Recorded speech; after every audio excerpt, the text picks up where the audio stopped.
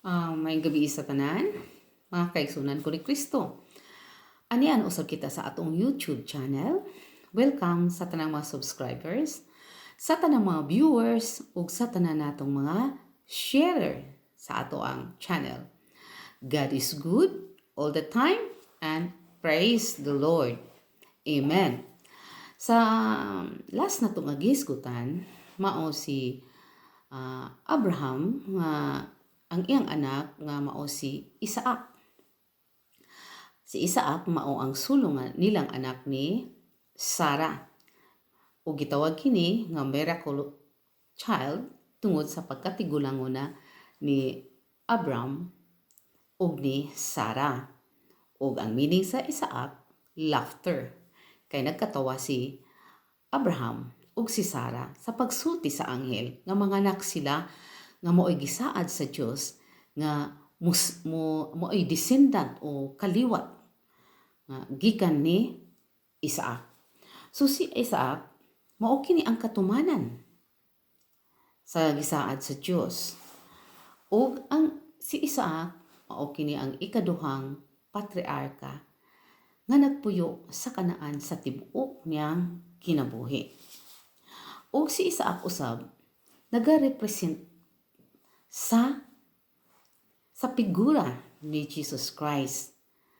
Kay si Isaac sa panahon nga gisugo si Abraham nga ihalad ang iyang anak, mismo si Isaac nagbitbit sa kahoy nga igsusugnod. Sama ni Jesus Christ nga gisakripisyo nga nagbitbit usab sa kahoy nga mao ang krus sa kaluwasan, salvation nga gilukat kitang tanan. Kitang tanang makasasala gilukat na. Mura ta gipunsyap, mura ta giprinda ug ihatang gilukat pinaagi sa pagbitbit sa krus nga balaan. Give thanks with a grateful heart. Give thanks with the Holy One. Give thanks because He's given Jesus Christ, His Son. Gihatag sa Dios ang iyang bugtong anak nga si Kristo ug nagpas-an sa krus alang kanatong tanan. So si Isaac nangasawa kini kang Rebecca nga taga Aramea, Mesopotamia. One time kisugo ni Abraham ang iyahang sulugoon nga piniyalan pag-adto sa lugar, sa syudad sa iyang parinti sa Mesopotamia aron pangita sa asawahon ni Isaac. So pagkabuntag nangandam siya ug pipanaw. Sa pag-abot niya sa Mesopotamia, didto siya mihunong sa tabay kay katong tabay adto magkaos ang mga dalaga. So nagampo siya, miingon siya, Diyos ni Abraham, kung kinsa ang mopainom kanako og tubig ug ang sa mga kahayupan kana mao na ang imong tsusan nga mamahimong asawa ni Isaac. So pag pa siya nahuman pag-ampo, miabot si Rebecca. Nga gwapa kay si Rebecca. Ug gipainom niya og tubig si Eliezer. Ug dili lang kay si Eliezer, hasa pa ang mga kahayupan. So diha gibutangan ni Eliezer og singsing ang ihang ilong ug mga pulsiras sa iyang bukton. Ug miadto sila sa balay nila ni Bituel nga amahan ni Rebecca. Kini si Bituel usa sa mga anak ni Nahor, Melka nga igsuon ni Abraham. So ang mga anak ni Nahor si Uz, si Buz, si Kimel, si Kased, si Haso, si Pildas, si Hedlap, si Bituel ang kamanghuran nga mao ang amahan ni Rebecca. So gidala ilang gihatag si Rebecca kay giingon man nga gipili ni si Rebecca nga mahimong asawa ni Isaac. So ilang gihatag si Rebecca ug gidala sa ni Eliezer ngadto sa kay Isaac ug pangasawa ni Isaac. So si Isaac at that time 40 years old. Ug nanganak sila mga 60 anyos na siya. Dugay sila nga nakabaton og anak. So mao to nga nagampo si Rebecca nga makaanak siya. So tud man itagaan siya, nagsabak siya ug ang iyang gikahibungan kay dili kay murag usa lang ka bata, kay murag magsikad-sikad nga kamot og tiil. So murag makuan siya nga dili usa lang ka bata. So mao to nga mitubag ang anghel og miingon nga magmabdos ka og duha ka nasod. Mag-anak ka og duha ka lalaki nga duha ka means nga duha ka nasod. Unya manganak ka og duha ka katawhan ug magkontrahanay. Ang usa mahimong gamhanan kaysa usa. Ang magulang mahimong sulugoon sa manghod. So mao to nanganak si Rebecca. So unang migawas pula-pulahon tapos balahibuon. So ginganlan nila og si Esau. Ug ang ikaduha nga migawas nga migunit sa tikod ni Esau, ginganlan nila og Jacob. So si Esau usa ka mangangayam ug pinangga kaayo ni Isaac. While si Jacob hilumon nga pagkatao ug naara siya sa balay kanunay ug pinangga usab siya ni Rebecca. So one time ana gikan sa pangayam si Esau, nagluto si Jacob og liso no. Miingon siya, "Pakan-a ako." Siya, "Mupaka ako, muhatag ko nimo, mupakaon ko nimo pero dunay kapalit." Unsa may kapalit?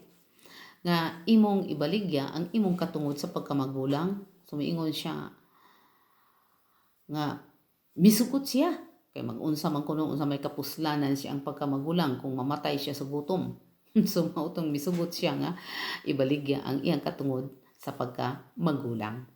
So tigulang na si Isaac ug buta na, dili na siya kakita. Gitawag na si Esau. Esau pangandam, kuha ang imong mga gamit sa pangayam ug lutoa kay mokaon ko ug human sa akong pagkaon panalanginan ko ikaw. So nakadungog si Rebecca nya pinangga man kay ni Jacob. So paglakaw gyud ni Esau, iya dayong gitawag si Jacob nga si Jacob mo'y muhatod og pagkaon siyang amahan. Nya miingon pa gyud si Jacob nga balhibuon man si Esau, mailahan gyud siya nighikap.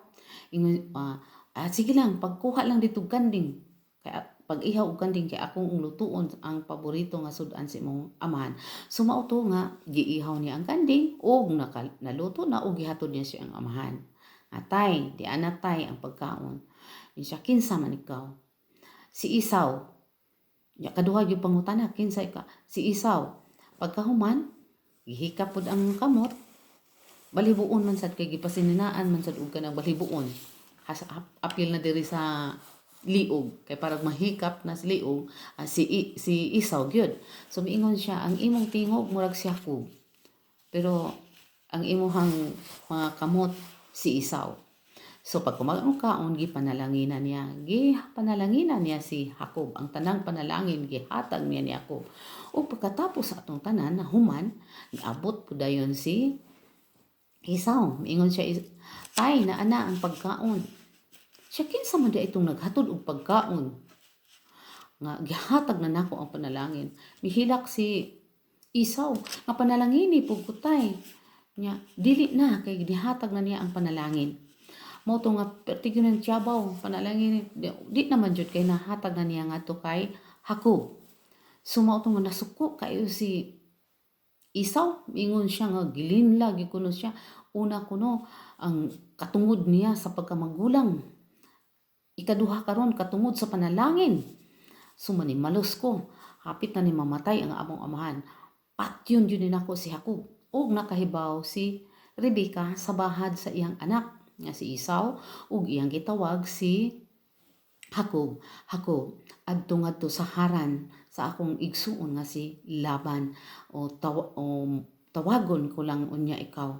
Ug naguol siya ato kay naguol siya kay kanang pero iyang gisultian si Jacob nga nasuko ang imuang igsuon og nagbahad. So mao to nga adto lang sa dito sa Haran aron mahupay ang kasuko sa ni Esau. Pero naguol si Rebecca nga mawala ang iyang anak dugay nga mo stay ngadto ni Laban.